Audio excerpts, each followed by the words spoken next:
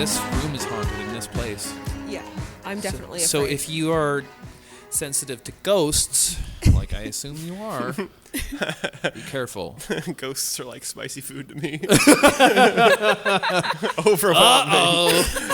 A fucking poltergeist again. if I come in here first and I have to set up things, if I go down that one hallway back there on the studio side of the building, I run. Yeah. Terrifying.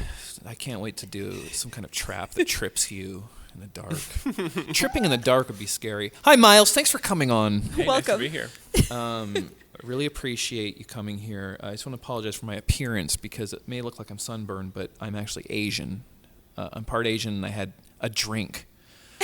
And I don't have the enzymes to break it down properly, and this is what happens. It's like Yumi Nagashima, you've never seen her drink, and the reason is the same thing. It's like she just can't break it down, and so this is what happens. I'm sorry I look like this. I'm sorry I'm Asian. Hey, it's fine. I'm fine with that now.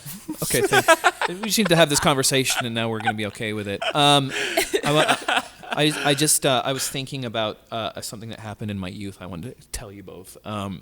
One time, my mom and I were walking our Rottweiler we had. Rest in peace, Axel. Axel R.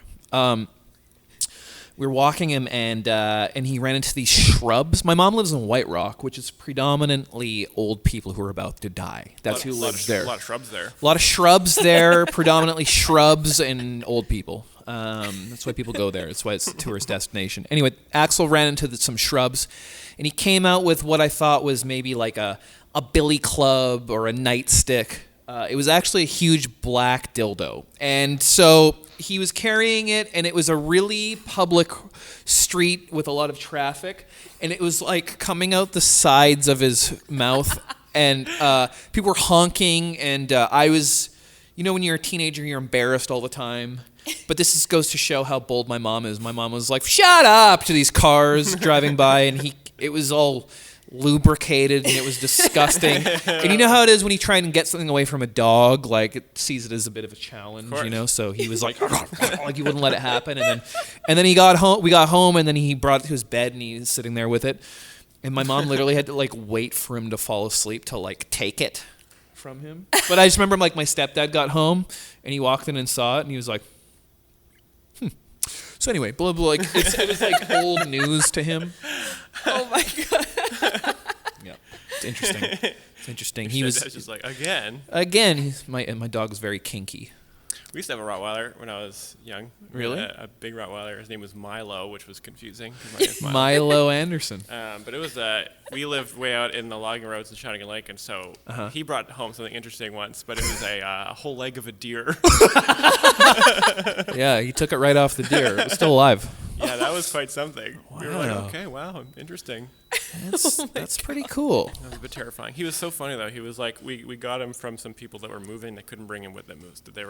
But they had been like they babied this dog so much. He came with like a little saddle bag that he'd wear, and it was like full of treats and like a water adorable. bottle. Like we couldn't believe he was like the most baby dog we'd ever seen. That's like those that's old commercials where it'd be like, what's the Beethoven dog? St. Bernard. St. Bernard. Oh. Thank you for getting my reference. Big classical music fan. Mm-hmm. Where he'd have the canteen on his neck for the guy with... Oh, yeah, the little whiskey. Yeah, for the man who got in the avalanche and, helped him out. That was a cure-all for everything back then. Whiskey? Yeah, whiskey. For some people, it still is. For other people, it's a debilitating disease. Hey, Myles, you're a huge classical fan. Yeah.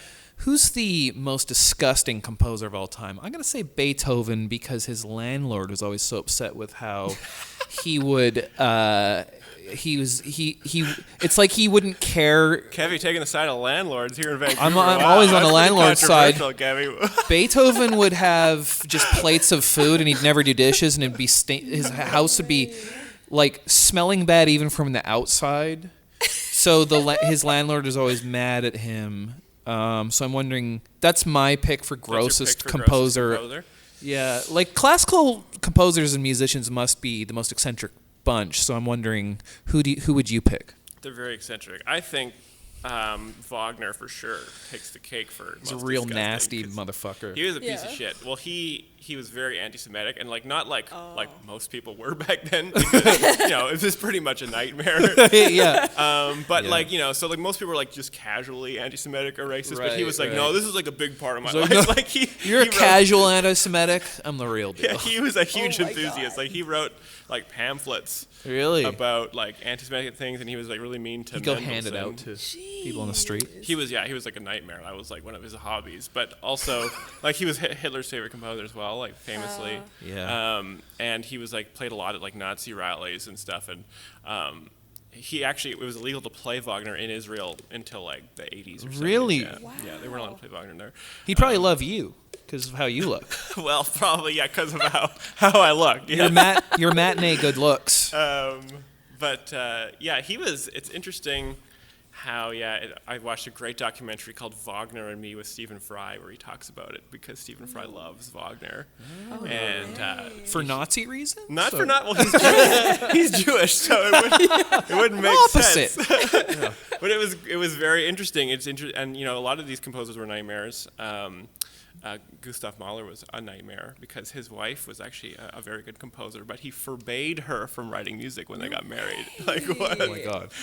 What a dick. Yeah, total dick. I feel like Mozart, just to be like super basic, would be a pretentious dick. Just You would because he think started so, but young. he was pretty cool. Really? Yeah? Like there's a book of his letters you can read, and he loved like dick jokes and shit jokes. Oh, I and love it. He was like he sounds like Johnny Knoxville or Steve-O from Jackass. Yeah. But he's just like also writing all this incredible music. I think he was definitely eccentric, but not mean. Like accounts of him were just like he's very kind of aloof. But I love when you find out, like, my uncle is a religion studies professor, and he traveled with the Dalai Lama and stuff. And then when I was a teenager, I got to know him a little bit, and his favorite show is Jackass. It's like, well, that just makes everything you do way cooler. Yeah. You're this humanitarian that also likes like dick jokes, basically. It's funny how people associate like dumb humor with being stupid. Yeah. And like all of the Monty Python people were like Cambridge educated. Yeah, yeah, and it's like The Simpsons is all Harvard writers and stuff. Yeah, Always. that. I don't know. Like you don't have to be dumb to like dumb stuff. Yeah. Dumb stuff's amazing. You gotta like learn the rules so you can break them. Yeah. Exactly. It's wonderful. I love silly, stupid humor. I mean, you've seen my stuff. It's dumb as hell. You are insane. The sketch we did, you scared me for real. Like you committed to that abusive sketch we did. I don't know if you saw it. But That's my favorite sketch. canned applause. You guys are great. There's a cut scene where I'm going to leave. Like Myles has just kept me at the studio for days to work on his album, and I'm like trying to sneakily leave. And then Myles is wearing a pig mask, and he jumps out of the dumpsters with a knife. It does this weird crab walk, and he takes off his mask. He goes, "Get back to work!" Pranks. But when he did it, it scared me for real. Oh my god! I sat You my, commit to a level that's scary. I sat my family down and made them watch the whole thing from beginning to end. That's so great. Yeah. I'm glad. That was fun to shoot. I love the idea of being like a perfectionist with comedy because it's like I always laugh at people that think comedy is important. Like it's in no way important. It's like it's so dumb. Like you're here to just make people laugh. Yeah. It's really stupid. But people are like, no, this is big. I'm gonna change things with this stupid joke I've got. Yeah. No. Listen, you may think comedy's lowbrow. Wait to hear my fart jokes. Yeah. But it's funny when I was producing Myles' album, we did it in Victoria, which is where he's from, and for some reason the Zoom recorder like died during the one of two shows we were gonna do, and so I took you aside and I was like, "Look, I'm sorry to say this. This next show has to be the show, or else we don't have an album." He's like, "Okay." And he went and crushed it, had a way better set. And then after I was like, "What the? How are you so calm?" And you were like, "Well, I grew up in the Royal Conservatory playing music. That's way scarier than stand comedy." It is scarier. It was like right before our live stream last week. That was like one of the things that I talked about, comparing how nervous I was, like to going up and doing a recital. Yeah, so scary. And everyone is all RCM, and everyone is way better than me, and they're all younger than me. Were you doing piano as well? Yeah. Yeah. Yeah, RCM exams they suck. How much were you practicing for that stuff? In the old days? Yeah. I don't know, probably 2 or 3 hours a day, less than I should. Yeah. This problem is I went to music school just to like kind of fill my day. But like I definitely was just caring about comedy when I was. Really? Yeah, I don't know what. It's just like it was weird because I did music school and I do comedy at night and I was way better at comedy. Like when you go to music school, like especially for classical music, like if you haven't made it by the time you're 14, Yeah. like why would you? There's no career. Like Yeah. you're basically there to go to school to be a music teacher. If Yeah. you're not already being a concert performer, when you're a teenager. So. I went there to learn about music. I met really great people there. I learned lots about music. It was really great. But I was doing most of my doing stand-up at night. It was like, wow. I wasn't doing my homework. Yeah, I guess if you become like this prodigious classical music child, your options are that or film composer. Yeah. Yeah. Well, it's crazy. A lot of the people that I went to music school with, the ones who are really good, they just do a degree in like medicine or law or something afterwards. Like it's literally the hardest thing you can do. Like music degrees are so difficult, especially classical music stuff. It's just like, oh, okay, so I got to play like 45 minutes of like the most difficult music written, or I just have to memorize facts for an exam. Are you kidding me? Do you know how much you can't it's not like it's like, okay, write your law school exam in front of 700 people. Yeah. And if you make a mistake, like everyone's kind of like, oh, jeez. Yeah. Oh, okay. When you're doing it, then everyone else is picking up on it. Yeah. Fuck. There's way less, And then it's all over for you. So when you first started doing stand-up, you must have been like, who cares? Well, yeah. I mean, stand-up was so strange to me because I didn't really understand. It didn't make sense that you could just go and just test. It seemed like very low production value. Like, I grew up watching, like, I loved Mr. Bean and, like, Monty Python. And when I first got into stand-up, I watched, like, Chris Rock and... I thought I think it was the one where he changes theaters all the time and you see the different clothes. I was like, blew my mind. I was probably a teenager when I watched that. I was like, how does this work? Is it like an acting monologue? Like, I don't understand. Because I was like a bit of a theater kid too. I loved acting and doing plays and things. So when I did stand up, it was like the classic, just like wrote out like a page of like word for word stuff. And then I just did a bunch of horrible jokes about Harry Potter and. But I heard everyone I've heard that saw your first set said they're like amazing. Well, people laughed a lot, but I think it's just because you get that like nervous energy stuff going on. But like, have you ever bombed? I didn't bomb in the early days. Like, eventually I did for sure. Oh man! Once you were hooked. Oh yeah. Like, what was the turning point where did you become more loose on stage and just go on stage with ideas, and that's where that happened? For whatever reason, like bombing and stand-up felt so much like more comfortable than bombing at a piano recital. Sure. Like, it's almost expected of you in comedy, but definitely not in music. It's crazy because like in music, everyone's quiet, especially if you're playing classical stuff. Yeah. But it's like a spell. Like you're playing something really beautiful, and you screw up. It's like you dropped a baby in front of everyone. Yeah.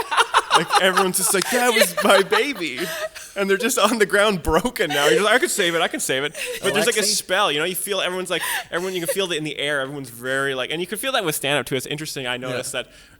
I know I'm doing very well if after I finish a joke, everyone's kind of like stop laughing. It's like totally silent. Like a pin can drop. Really That's when you know attention. like everyone's like really on board. Yeah. By the way, this episode is called Baby Dropper. Baby Dropper. Miles the Baby Dropper. No, that's so true because just to get people to shut up is so possible. So if you're doing that, like it's who's funny is like I notice Ivan's voice makes people shut up, and Yumi too because she's so quiet. Everyone like leans in kind of. Yeah, there's definitely different techniques. Being quiet is one for sure. Yeah. Ivan is loud. Yeah. He kind of soars above. Yeah.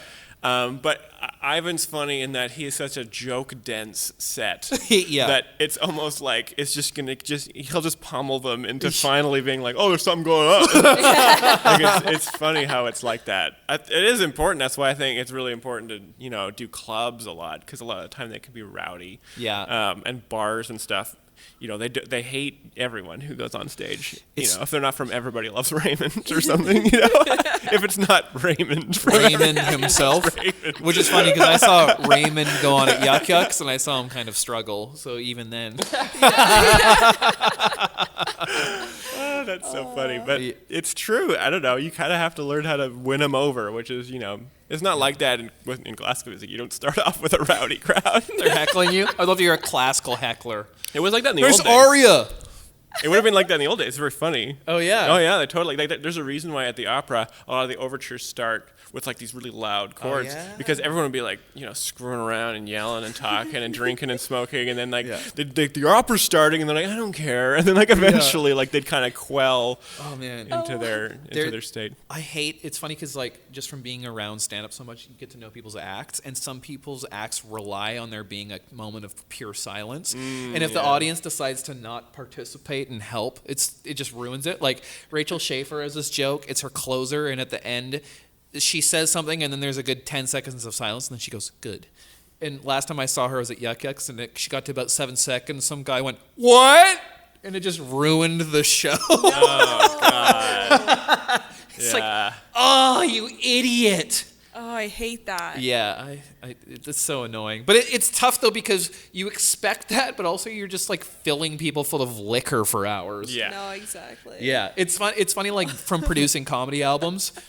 It's usually I'll do one show Thursday, 2 Friday, 2 Saturday. The late Saturday is always a shit show. You can't expect anyone to be quiet at any time, really. And it was funny, I recorded Graham Clark's album, it just hasn't come out yet, but we were cutting back and forth between the different shows, and there's one show where he's audibly hammered. And so one joke he'll be fine, and then the next one he's just drunk for some reason, and then it goes back to the normal one again. It's so funny. I remember at one of the shows, I can't remember who was taping, but I brought a friend, or you remember that? Yeah. Who kept heckling, or she kept calling out. Oh, is it Yuck Yucks? I'm trying to remember. I was like, no, I can't say on the podcast who, because Yeah. I think she's going to hear it. I think it was Stuart Jones's album. Yeah. And she kept calling out, and I was like, oh, God, stop it. Oh, man. Yeah, it's funny. Stuart Jones's album. Stuart Jones is so underrated because when I did his shows for his album, he did 2 different hours. It's like, what? That's great. Oh my God. That's so crazy. That's amazing. Yeah, you could do that. You turn material over so quick. Yeah, I've got lots more than I thought I did. When I go through it, I'm like, oh yeah, there's actually quite a lot. Yeah. But it's hard to decide what to do, and some of the stuff is if stuff's not good enough, I just throw it away and just don't think about it anymore. How do you find out if it's not good enough? You try it? I just try it, and if it's just if it just doesn't do as well as it should or doesn't fit, and I just kind of put it in file it away, and then if I feel like I'm going to work on it again, I'm pretty lazy with trying to perfect things. Like a lot of people I know will be like, there's something there. I'll be like, if this premise doesn't get something, I'll just throw it away. I'll just do another one. I just have too many to try. That's so funny because I so don't think you're lazy, and neither does anybody else. You're actually so prolific. Yeah, I'm lucky. I'm lucky that I have a good memory for stuff that works. Mm-hmm. I think I always remember exactly what worked, if it worked. Wow, it just kind of sticks in there for a long time. I never record stuff. No. Did you have? Because you went to music school. Did you have day jobs and stuff during that time? Yeah. What was your worst day job? I'm actually when I very first started when I was 19, I helped my cousin Rob build his shop, and I was doing forms on the concrete. Oh, I thought you meant and then you helped your cousin rob a store. Well, I know the look on your face. Yeah. He's looks back at me and he's like, Ivan came on and we talked about all the crimes he's committed. Oh yeah, I've done that too. It's very. Please tell me, what crimes have you committed? Well, I don't want to be totally criminal myself. I will do old crimes. Yeah, old crimes. Statute of I'm not going to get into my new crimes. No. I mean, really talk about all that Serb fraud. I don't know if you saw the Tesla I pulled in. But claiming Serb from 20 people. The license plate just says Serb.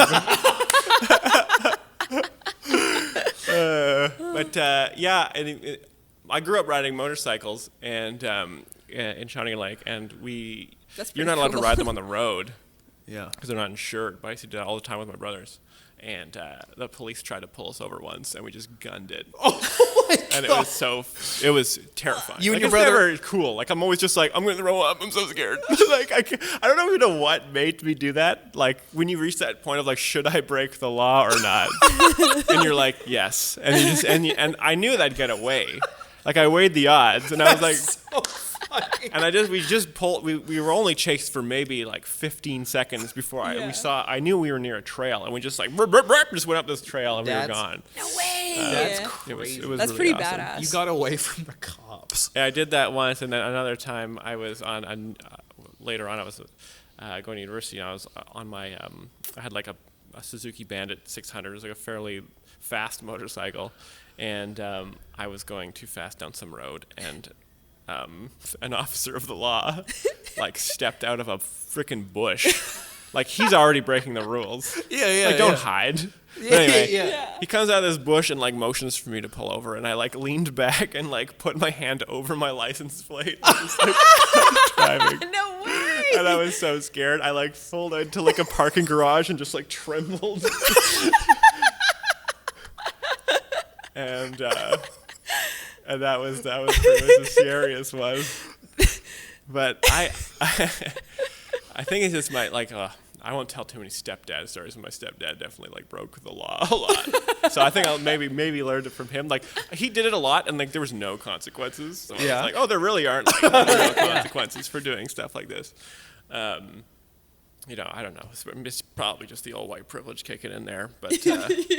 The old Victoria The white old privilege. Victoria White. There's so many police in Victoria. It's insane. Like, Oak Bay has its own police force. Oak Bay is like, it'd be like Kitsilano having a police force. It's like, why? And they're like, well, because there's a lot of tennis courts here. And we need it to be quiet. It's crazy. And high-speed chases are illegal on Vancouver Island as well. High-speed chases Yeah, they're not so allowed. cops aren't allowed. Cops are not allowed to chase you. I had a friend in high school who had a Kawasaki Ninja. I think there was also a 600 or 650. I like how many motorcycle stories you have. Oh, it's just, I know, it's so bad. But my grandpa was into motorcycles. He had a Triumph Bonneville back in 1963, 1964, and he used to work in the logging roads, and he talks about just like going 100 miles an hour with like all his buddies just ripping down the Island Highway on these old bikes. And I can't believe that he survived all that. But Yeah. But yeah, this guy I knew had a bike like that. He just never insured it. He just drove this crotch rocket. And then if like, you know, he can't do that. He can't have no license plate, but he just did. And if he ever got like the cops flashed their lights, he was just like, oh, I'll just go. Like, I'll just drive away. Like, they don't. Can't keep up with They me. can't identify them. Yeah. They're like, there's a red motorcycle going fast. Catch one.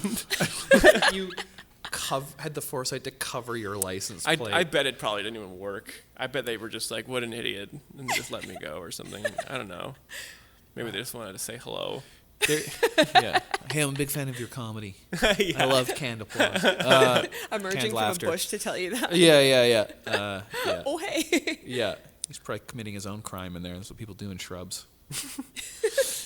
Wow, that's so crazy. It's so funny because when we were doing your album and your brother was there, I heard you guys talking, and it made me laugh because he's similar to you except snobbier, I feel like. And so you guys had this very like sort of like it felt like a couple of like waspy rich kids gossiping about somebody, and it made me, and I think that's your humor kind of with him. We definitely have like a one Niles and Fraser thing. Exactly. And like, you brought up somebody, let's say their name's Philip. You're like, yeah, but Philip, and your brother's like, oh, Philip, what's he been up to? And it made me laugh so hard because I started to get you a little bit more. Because your brother, who's not even a comedian, he just had this, you know. Oh yeah. It made me laugh. No, my brother's very funny. Yeah. Yeah, I think the thing is, me and brother, we're huge readers. I think that like ruined us, our like vocabulary. Really? Because we grew up, you know, not a cool guy. So I had to read a lot to find my friends in the books. Yeah. And I don't know. Captain Ahab, my best friend. I think something happens when you're a little kid and you read like a lot of like classical fiction, and you read these characters, and they have these huge lives, and you read like Charles Dickens and things. You're reading French Revolution, and there's these life and death and these big stories, and then you're like 14, 13, and people are like obsessed with like high school politics, and I'm just like, the world is so much larger than you. You're an old soul, Myles. Yeah, I don't know. And then practicing classical music. Yeah. And, I don't know. I've always kind of been. That was my escapism, was books. It's so funny though, because you have these like artistic tastes that are like way older, and then like absurd comedy tastes. yeah. It's weird. like beyond childish in a way. Oh yeah. What I mean? It's supposed to be silly. I love silly stuff. Yeah. When I was a class clown at school, for sure. Did you get in trouble for it? All the time. I've been suspended from every school I've been to. Like totally, like really big trouble. What did they say? Well, I was very disruptive.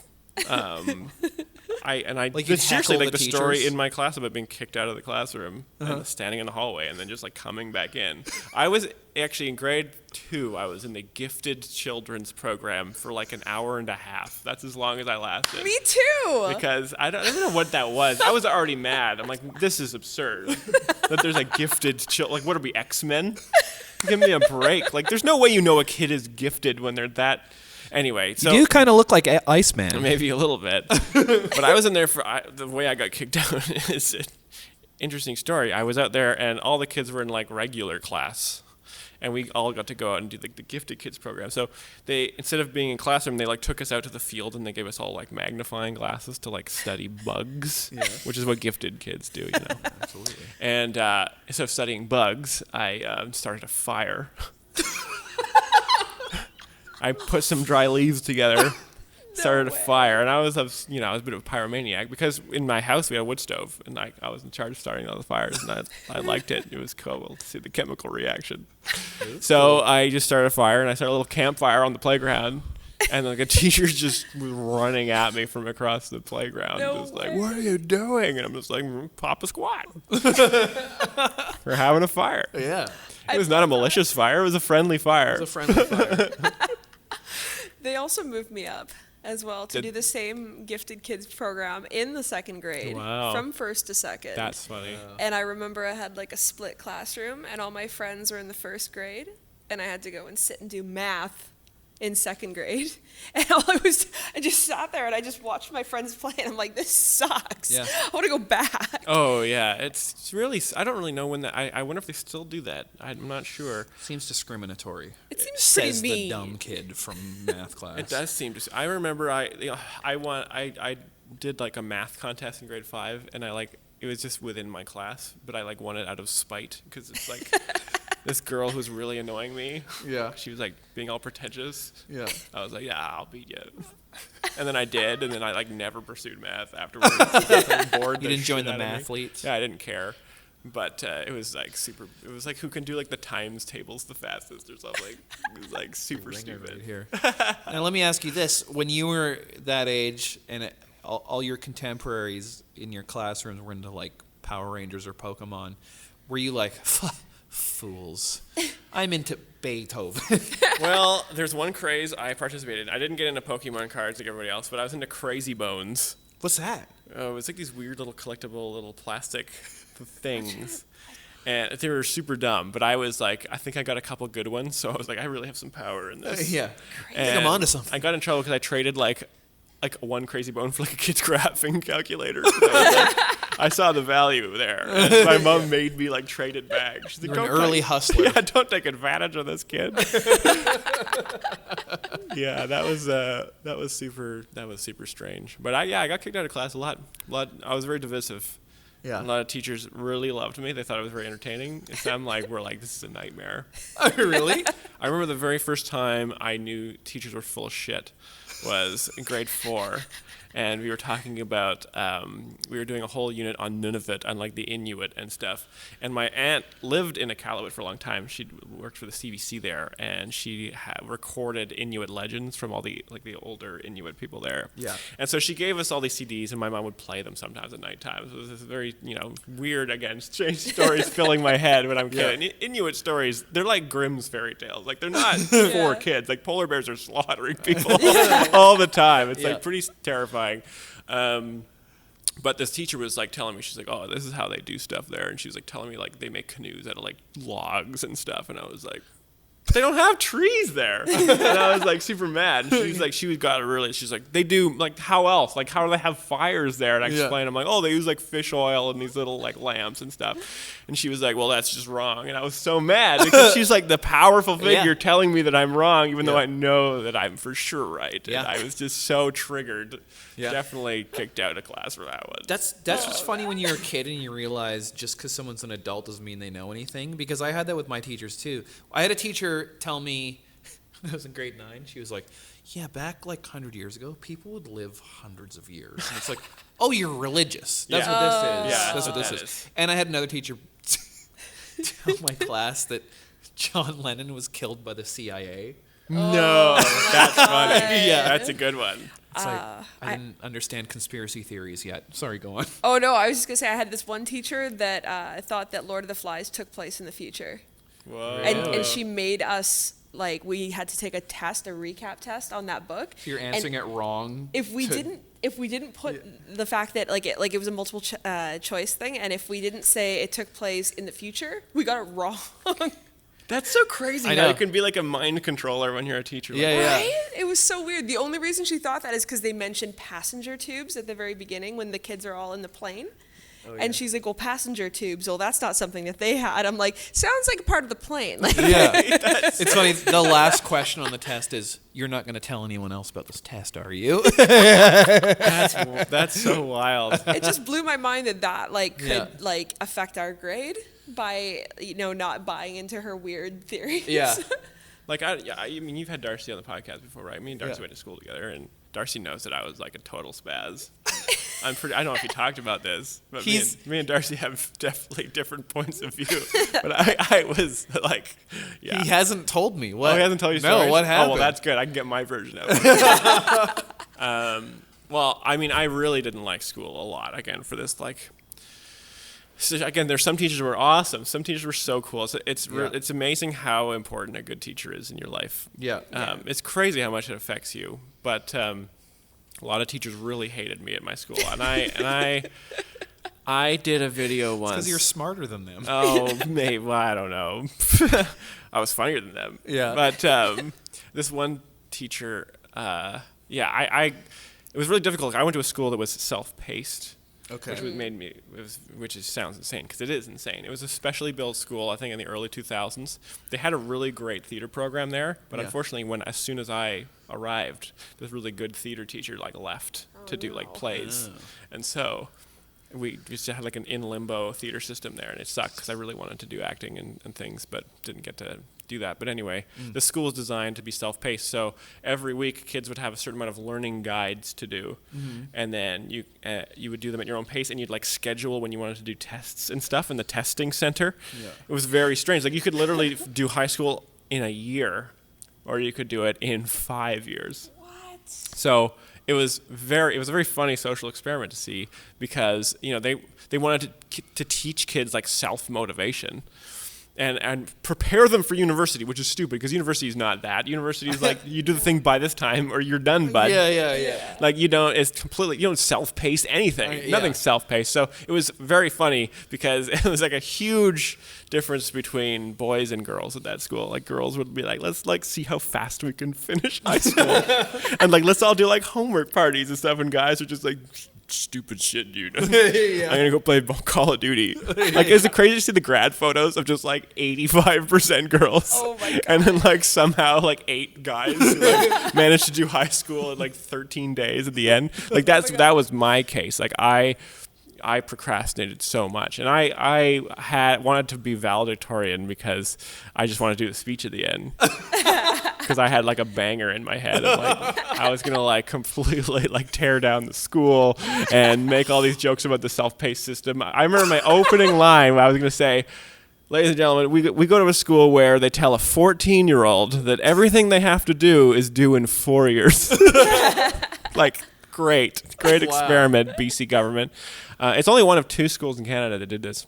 I can't believe there's more than one. Yeah. No, it's insane, and they've really dialed it back because it was a failure. Like, a lot of kids didn't graduate in time. Of course, that's way too much power for a teenager. It's Yeah. really stupid. And it's all about, like, having a good advisor that would make you stay on track. Your parents, like, constantly monitoring you. It's like, you're not mature enough to make those decisions. But I was like a child until I was like 23. Like, I didn't know anything or consequences and stuff. I just, wanted to make jokes. But it was crazy. Me and Darcy went to that school, and I got kicked out of English class for, I forget what I was doing. We were reenacting Star Wars together. That's how I met Darcy in grade 9 English class, and I was like just doing Star Wars sound effects in the corner because of course I was just like doing like little walker sounds like and then Darcy like came in with his hand and he was like and like started like attacking like my hand walk.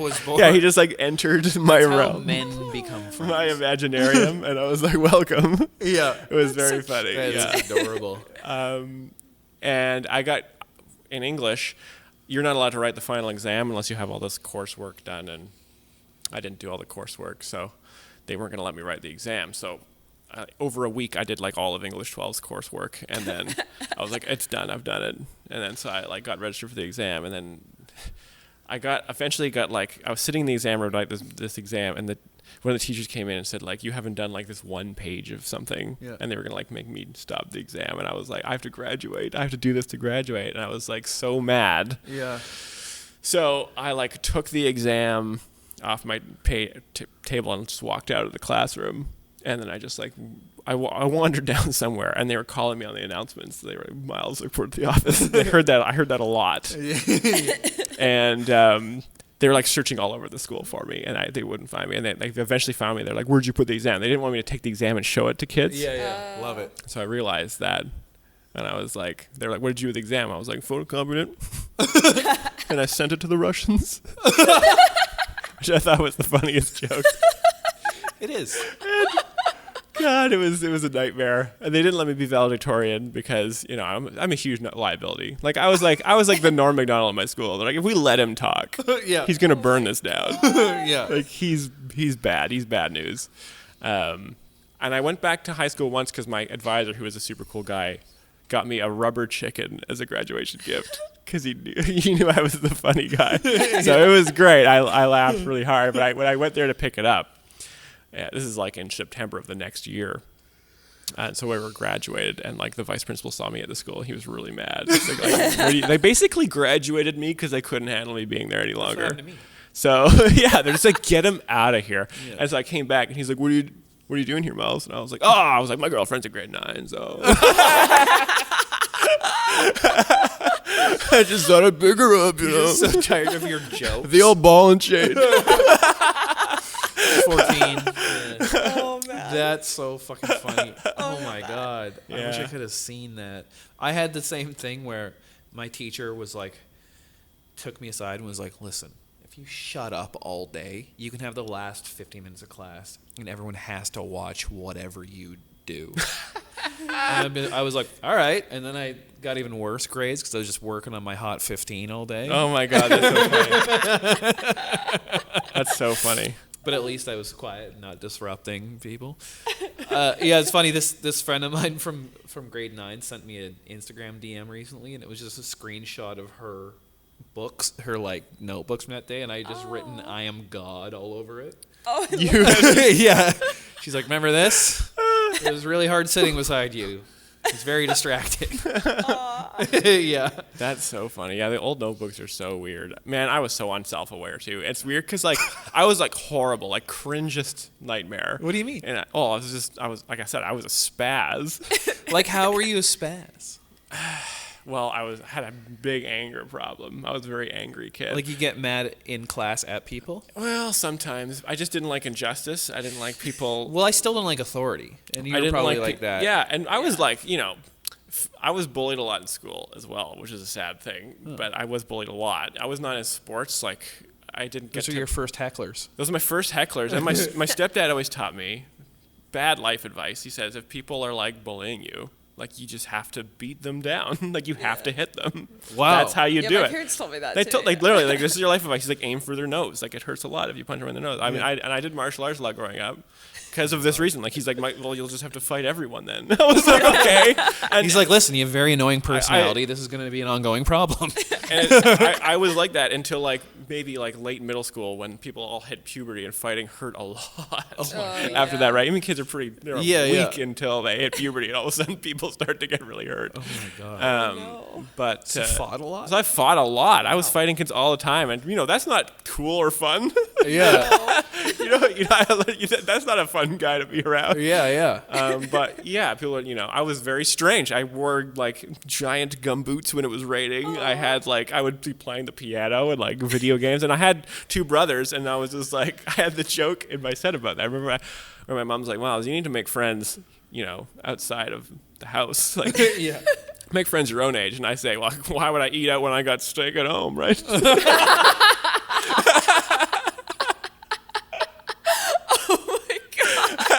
Never heard of a teenager love their brothers so much. But it was, obviously not. It was not incestuous, but I did. I hung out with my brothers. I was like, everyone at school.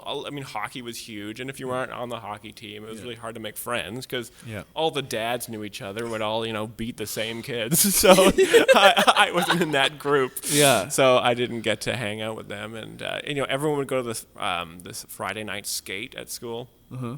Like a big social event. Yeah, it was like a skating rink. And I just never went because I didn't know how to skate. Yeah.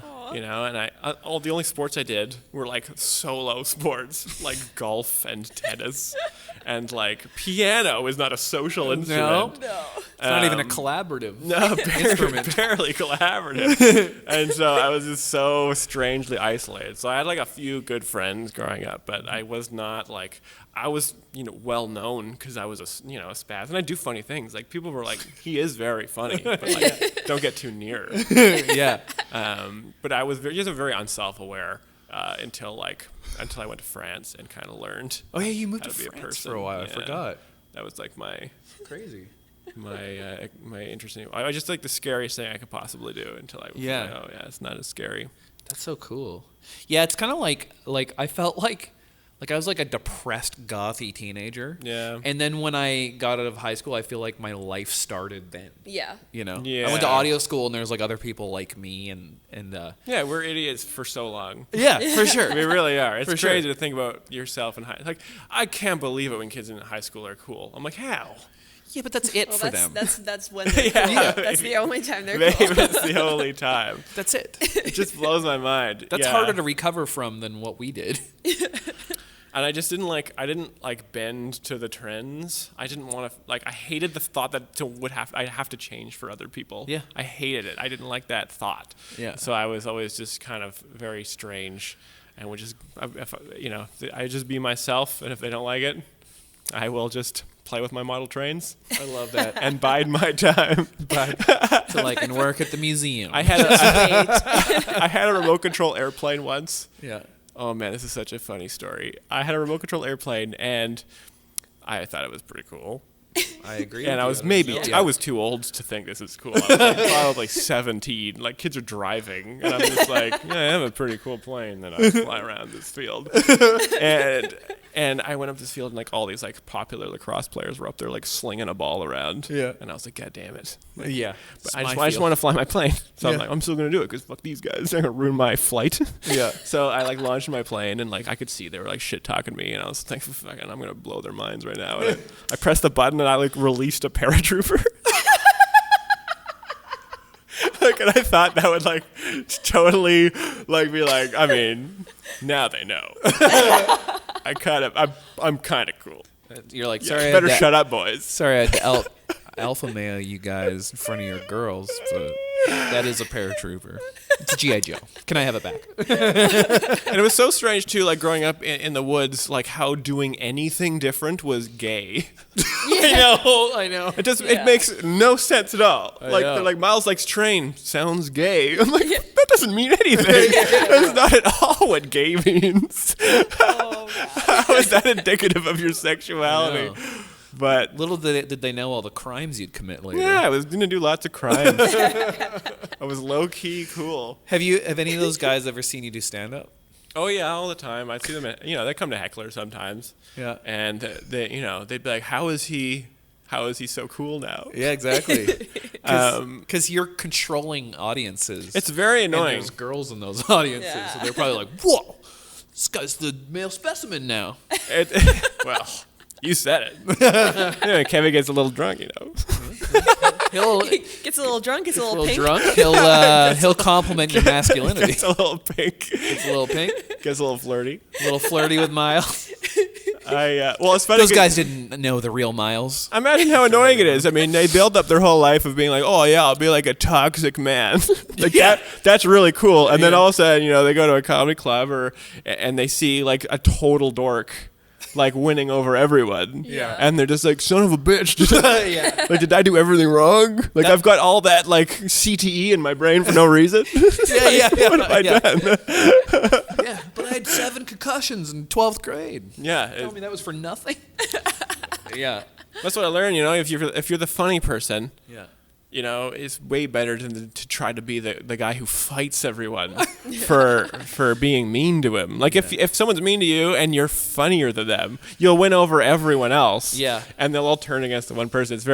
I remember one time in high school there was like I was like had some sort of strange online arguments with some hockey players on Facebook. From your school? From my school, and they were like waiting to like beat me up in the parking lot when I was going there for some grad event or whatever. Yeah.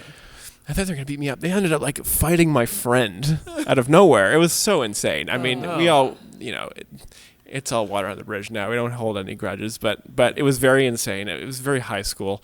And then the principal there was like talking to the kid. He's like, the kid's telling a story. Oh, Myles is shit talking us online, blah, blah, blah. He's like, well, why did you fight the other guy instead of Myles? Like, even the principal's like, this makes no sense. And the guy's like, well, I couldn't hit Myles. I mean, he's like the fun guy. I wouldn't want to ruin his future. Like, imagine. It's like beating Brian, on the other hand. it's like beating up SpongeBob. It's like, don't do that. He beat up Patrick. Yeah, Everybody knows that. Hit Patrick. I don't know. It was very strange. Wow. Oh. That's so interesting. But yeah, it's amazing how, God, hockey's so powerful in Canada. It's a powerful thing. And it Yeah. means nothing in America, by the way. It means nothing in the States. It No. means nothing anywhere. I know. It's the coolest thing here, though. Yeah. Even if you don't like it, you know about it. That's how big it is in this country. Yeah. I think that was probably what I was refreshing when I moved to France for a little while. I was like, oh, they don't care about hockey here. No, I don't think they care about any sports, and if they do, it's something that no one knows over here, like cricket or something. They like soccer, which is like almost like slapstick comedy when they get injured. It's very dramatic. It is overacted for so sure. I get it. Yeah, it's in your wheelhouse. I remember there was like in my 7th grade class, there were a bunch of guys that used to play hockey and they thought they were like the coolest. Yeah. And I was like this little chubby, like just not very greasy kind of kid. And I had a little mustache growing in, and I remember all the hockey guys gathered around me at one point, and they started pushing me. Oh my God! They're like, Alexi has a mustache. Oh, name names. They're just mean.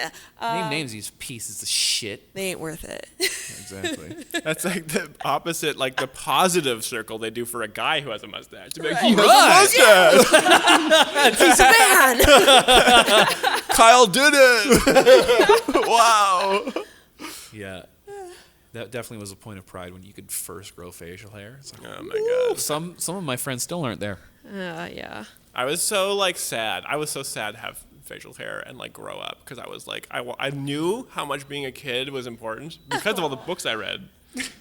Like they talk about their childhoods and things, Yeah, and, yeah. and I'd be like 8 years old, be like, I'm in my childhood. It's like I was better like, live it no. up. Yeah. I just read Huck Finn. I really should. Embrace this. I'm like, I'll never have these lazy days like I have now by the lake. These like, lazy, I was so racist strange. days. These lazy racist. I love how self-aware that is too. So Yeah, that's self-aware, amazing. but also not self-aware at all. Like, I especially like when I, started getting interested in the opposite sex. That was a Yeah. nightmare. Yeah. Like, it was like all of a sudden, I'm like, why am I so nervous around women? Yeah. Why is this a thing now? I was fine before. It was great. It was just the lake and my bike. Like, that was just like very simple. Now all of a sudden, I'm so scared. Yeah. And I was just like, oh no, like it was very, and that's where I was cringe. Oh my God, high school. Like I told you the story about one time, like this girl I really liked, and I was in the practice room, and I was like, you want to see some like piano? And I like started playing a song, which was like 12 minutes long. And when I finished, she was gone. Oh no. I was like a Mozart sonata. Oh, no. And she was gone, and I was just like, no. That's supposed to work. That was supposed to work. Oh no. Normally it does. Oh my God. Yeah, that was brutal. But also just like, again, just being an alone man, like having no way to like, just like no like male support. I didn't have the toxic men around me to like give me confidence. Not even your brothers. They weren't toxic. And especially like it just seems so rude to just bother women. It's like, You're right. I don't really want to impose. Yeah. I still don't. Hey, Myles. Well, thanks for coming on. Yeah, thanks for having me. Friend. What Yeah. a blast. That was your album is so good. Oh, thank you. Yeah. I'm glad we could do that before the whole world ended and everything. I know. Just in the nick of time. And we were talking about Myles' Perfect Christmas. Oh, that was fun. That was so good. Yeah, I like doing that. Yeah. I like doing the weird stuff. I know. I've been working a lot on my my YouTube channel with Brian. You should check it out. You and Brian are The a great Bachelors team. of Music is our channel. The Bachelors of Music? Yes. We'll put it up on the screen. Yes. Brian is underrated, equally as weird and funny as you. Oh yeah, he is so he's so looked over. He's such a talented guy. I know he is. He's got this quiet confidence that's like, oh, okay, you're good. There's just something about people that come just out of the middle of the woods that are so entertaining. Yeah, I know. I love him. Yeah. All right, Myles. Thanks for coming on. Everybody having me. listen to Myles' album. Yeah. It's very Miles from good. home. It begins and ends with him playing piano. So good. Yeah. Okay. That's the end of this episode. I'm still drunk. I'm sorry.